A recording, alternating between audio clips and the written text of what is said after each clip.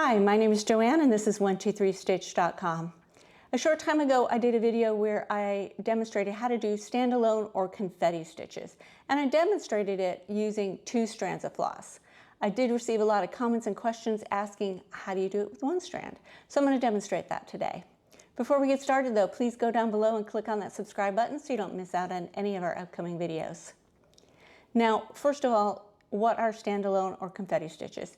They are those random stitches all by themselves, no other stitches around them. Here's a couple of examples. Usually you see them as stars or snowflakes.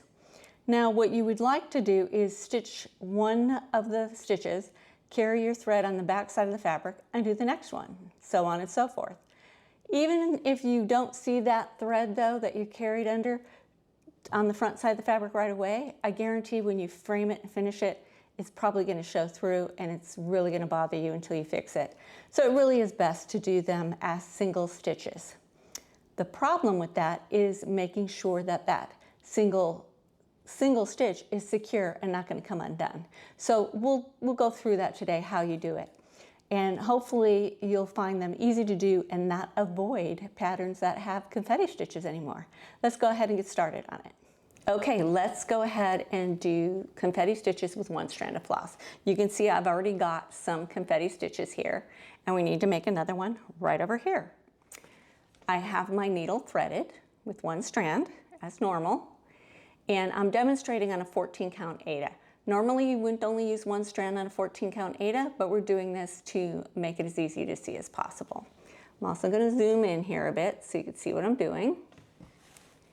And my first X is going to be right over here, and I'm going to start with the loop method. So let me show you how that works. I'm going to bring my needle down in the upper left hand corner of my first stitch. I'm going to bring that through, leaving a tail hanging out. That little tail, I'm going to hold that down with my thumb. I'm going to hold it tight. I'm going to bring my needle up in the upper right hand corner of my first stitch, or my confetti stitch. Make sure that's pulled all the way through. Then I'm going to put my needle right back down through that same hole. I'm not going to pull it all the way through though. I'm going to leave a little loop up there. That loop. Now I'm going to go up again in the lower left hand corner of my stitch. I'm going to bring my needle up and I'm going to go through that loop. Then I'm going to bring my needle right back down into that upper right hand corner again. Pull that tight, and that's going to pull any knot that we have there to the back side and lock everything in place. Now I can bring my needle up in the lower right hand corner. This time when I'm bringing it up, I am not pulling it all the way through. I am going to leave a loop on the back side. See that little loop? Turn it back over. Bring the needle back down in the upper left to complete our X. And when I turn it over, I'm going to bring my needle through that loop. Pull that tight, and that has locked everything in place, but I still like to weave my needle under the threads 3 times. I'm going to go once in this direction, once in the opposite direction, and then once more in the same direction. Now I feel like everything is locked nice and tight in place. I can trim my thread on this side. And on the front side of the fabric, that tail is still hanging out there. So carefully we can clip that at the end, and our stitch is in place. It's locked in place. It's not going to pull out. You can see it's tight. And we're ready to move on to the next stitch. And the nice thing about single strand of floss, starting with the loop method, is we can just keep going. We don't have to rethread our needle. So we're going to hold that tail end down, going to come up in the upper right hand corner of our first stitch, pull that through, go back down through the same hole and leave a little loop up in the lower left hand corner of our X. Bring our needle up through the loop, pull that, and put our needle back down in the upper right, pulling any knot to the back side. up in the lower right, but this time leaving a loop on the back side without pulling it all the way through, down through the upper left-hand corner of our stitch. And on the back side, make sure we go through that loop, pull it tight, weave our needle under in 3 directions. 1, 2, 3. Pull tight, cut, and then we can turn it over and clip this thread as well. That's all there is to it. We have our nice and neat stitches.